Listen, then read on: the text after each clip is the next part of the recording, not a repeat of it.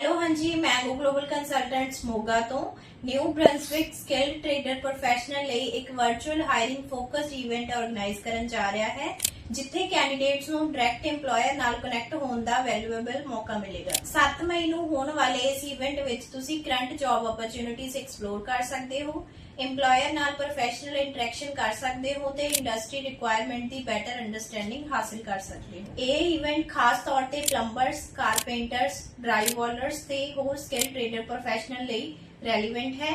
New Brunswick ਆਪਣੀ welcome community, strong public services ਤੇ balanced lifestyle ਲਈ ਜਾਣਿਆ ਜਾਂਦਾ ਹੈ ਜੋ ਲੌਂਗ ਟਰਮ ਕੈਰੀਅਰ ਗ੍ਰੋਥ ਲਈ ਇੱਕ ਸਟੇਬਲ ਤੇ ਆਈਡੀਅਲ এনवायरमेंट ਪ੍ਰੋਵਾਈਡ ਕਰਦਾ ਹੈ।